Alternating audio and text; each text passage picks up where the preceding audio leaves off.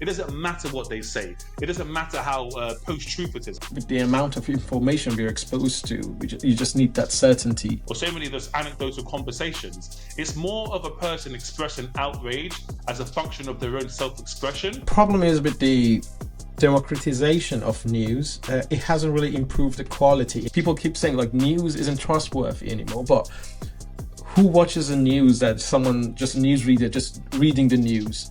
Like, is that the most watched news segment, or is it the commentary? Is it Sean Hannity? I think the story is dead and the comment section lives and kicks and breathes.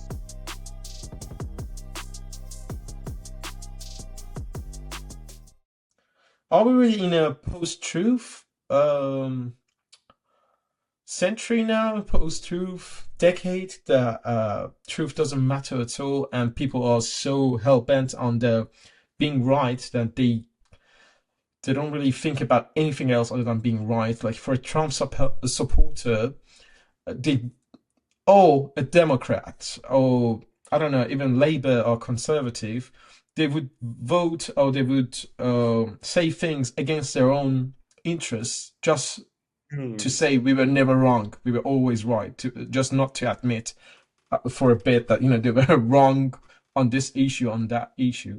I heard James O'Brien, the LBC commentator, call it footballification, where you will pin your flag and your ideology to one set of ideals, mostly like bipartisan, and irrespective of what they do, because you've interwoven your sense of self and identity with this regime or this ideological leaning, it doesn't matter what comes out, you will always side with that party. So it could be the most abhorrent, nonsensical thing, but because you have interwoven your identity with that of an ideology or a party, it doesn't matter what they say. It doesn't matter how post-truth it is. It doesn't matter how mendacious it is. You'll still lean towards listening to it. But I do think post-truth world, but whose truth? What truth? Like, you have to kind of have the benchmark, or you have to set the goalposts on what truth are we talking about? Has there ever really been like an actual empirical truth? When were we not lied to by like institutions, governments, even the media? To live in a post-truth world suggests that the truth that we had before was some kind of like rarefied, sanctified veracity. And I don't believe we ever lived in that world anyway. But I think it's increasingly easy for people to play mental gymnastics and to ignore the vast majority of truth in favor of it not threatening their sense of self, their sense of identity, or their ideological leaning. And I think that's a dangerous place to be. But at the same time, I think everything that's happened leading up to this post-truth world, if indeed we are living in it, kind of makes it make sense.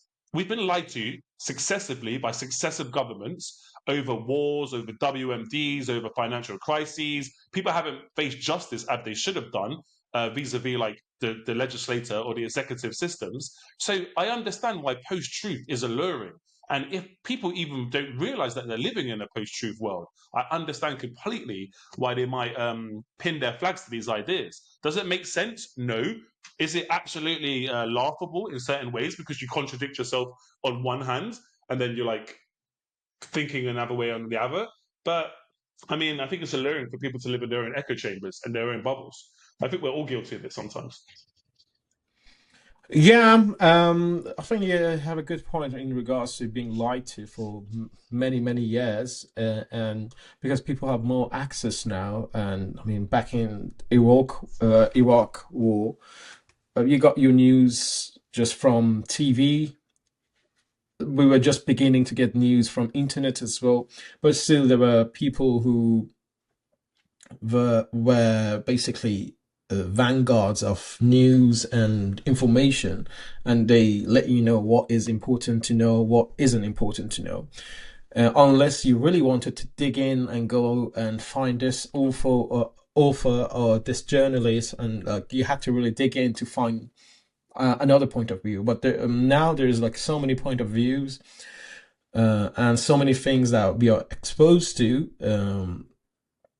It has its benefits and it has its obviously disadvantages. But the problem is, rather than us using all all these sources now. We just use the whatever that suits us the most rather than, what is true, what is an inconvenient truth. And I think a lot of people, they aren't made like, not a lot of people, just humans are made for doubt. Like you need some certainty to live, and with the amount of information we're exposed to, you just need that certainty constantly, especially in an uncertain world that we are living in right now. So I don't know I also what the think solution is. Huh? I also think people actually don't care beyond their own echo chamber.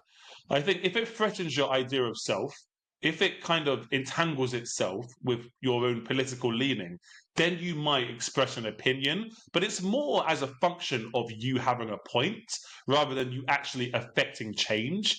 I don't think people actually intrinsically do care because it's impossible to affect any type of change. So many discussions I've been privy to, so many reportings of certain things I've heard, or so many of those anecdotal conversations, it's more of a person expressing outrage as a function of their own self-expression than them actually expressing outrage at the actual issue. It's a completely complicated world where we have such ubiquitous information, access to such knowledge, but then we're completely impotent in the face of all of it.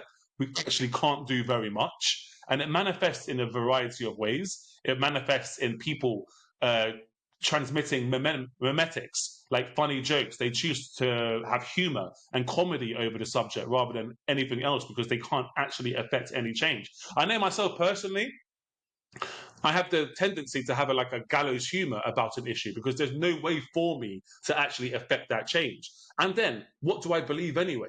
I have so many competing ideas in my brain, and all of my friends have so many competing ideas. But the unifying factor is we don't trust the institutions. We no longer trust the institutions who are meant to disseminate our news, meant to protect us, and meant to keep us honest. And that's the overarching empirical similarity between a vast section of society. I think the older generation still believe wholeheartedly in what the media and the government tell them.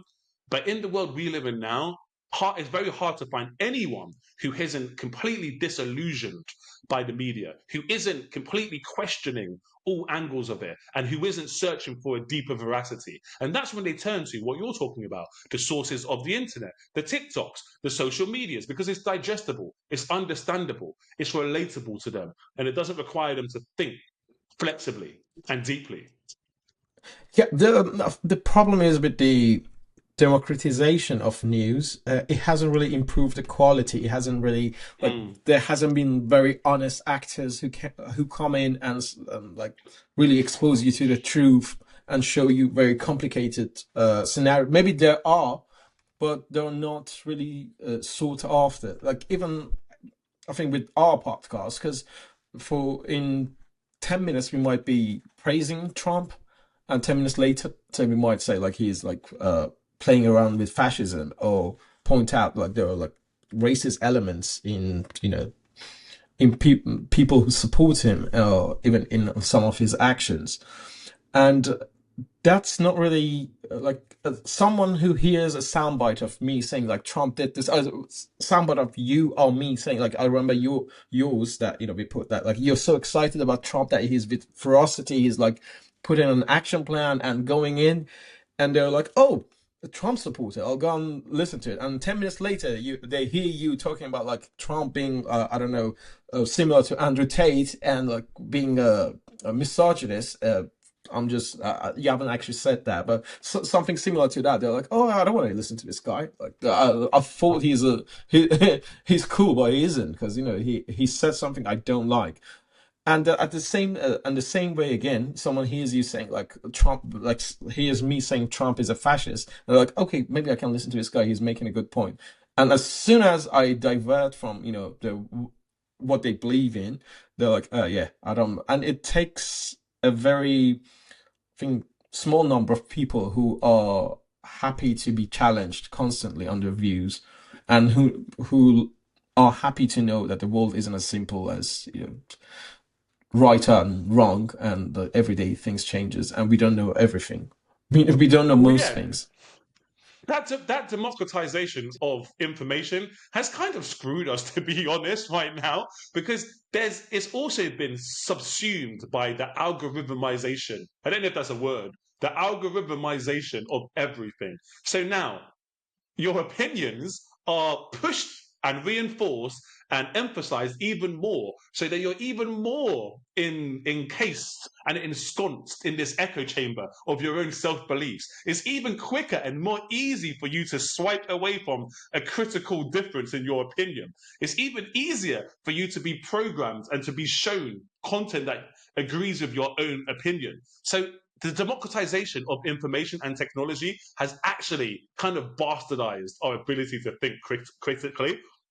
So the algorithmization of everything is what's pushing this inability to be critical, this inability to think laterally and to think with flexibility. So democratization, we always said, oh yeah, like more information, there'll be more knowledge in the world, more access to everything. Everything will be freer. But what actually tends to happen is the agglomeration and the amalgamation around power centers, around central forms of control, which are aggregated around large amounts of capital and large amounts of compute. And then those people, or even not organically, but indirectly, are the ones who are systematically shaping opinions, narratives, and it's even easier to hoodwink an entire population. Has it, like the media companies of yesterday could only dream of the influence these social media giants can have at the touch of a button right now. If you really want to affect change, it's not on the pages of the news of the world or the Sun anymore. It's on content platforms which amalgamate information, aggregate thought processes, and then push via algorithmization a certain thought process. So the democratization of information has actually gone the opposite way, which is funny to think of, but what do you do? I mean, it's so alluring. I know that if I'm sat in front of a book, it's much less interesting than me being able to scroll through 100 people who agree with me. I think what you really hit the nail on the head with the algorithm and and how it sort of affects our brains, and like that's my idea that it's now dopamine based, and that's why like, would you have believed that Nigel Farage would be the voice of reason 6 months ago? That people will be more extreme than him, and he's like, okay, no, Zelensky isn't a dictator, or having Elon Musk calling for him and it's because that it's just race to the bottom of people being outrageous, and like whoever Yeah, has the most outrageous view of things and gets more hits on internet, with the algorithm it be rewarded, and people also, there is more negative comments, there are no more positive comments, people are just arguing over it, and like it's like a whole dopamine orgy that we're all getting used to. And so nobody actually likes to sit down, and people keep saying like news isn't trustworthy anymore, but who watches the news that someone, just a newsreader, just reading the news? Like, is that the right, most watched news segment, or is it the right. commentary? Is it Sean Hannity? Is it uh, like in CNN, whoever is now leading there? So people say that, but people are actually looking for that controversy, and I think we are just Well, all that's right. programmed now. Like after Look, years of social media, and it's just creeped into every part of our lives, into the sex lives of people, into the other politics, into like just that dopamine seeking. And I don't I know if agree. there are studies of our like our brains, like a population brain, like from 20 years ago, and comparing it to now, like the amount of dopamine is, I don't know how it actually works, but like there is any chemical changes in like as a society in all our brains. Are we going actually mad like gradually without Slowly, knowing? slowly. Mm. Um, I do think the gamification of life is real.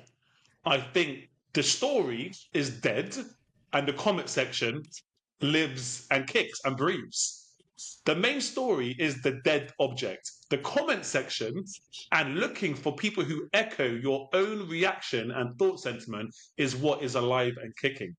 And if you look at how these apps are designed, who are they employing to design these apps? Well, I'll tell you, it's psychologists, it's people in the casino industry, and it's other people in the gaming industry. Everything is curated and created to retain your attention. From the little emoji that pops up when you spend some money to the sound that they spent like $3 million creating so that it's insidious and it lies in your brain whenever you get a notification.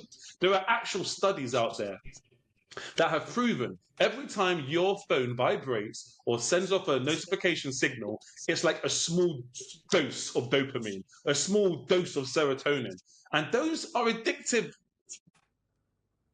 Now, my question is, okay, your brain and my brain, okay, they might be, I don't know, a bit sullied, right? They might be addled by the years and by life, but they're developed nonetheless. We didn't go around this universality in terms of like dopamine injections every 10 seconds. What about children's brains? The effects on a child's brain must be completely unstudied because that's still a developing brain. They are arguably more vulnerable to those dopamine receptors. They're not acutely attuned to handling it, and their response mechanisms might be completely different. But the gamification is everywhere. You spoke about how it's even intruding into our sex lives. Did you know there was a very pivotal and seminal study, pardon the pun, seminal, there was a very pivotal study that actually analyzed the cross-section of 18 to 24-year-old males. And they test their sexual responses to like stimuli and to actual women. And most of these young boys couldn't reach sexual peaking or arousal unless they were given a screen to watch something because they've grown around ubiquitous access to that visual stimuli, that imagery of the PORN. So it exists and it permeates everywhere. However, you either look at it in a pessimistic way or you look at it as in, hey, this is the future, let's usher it in and let's welcome it in. I think it's too easy to look at it pessimistically. Every new piece of technology that's come along has been greeted with pessimism and fear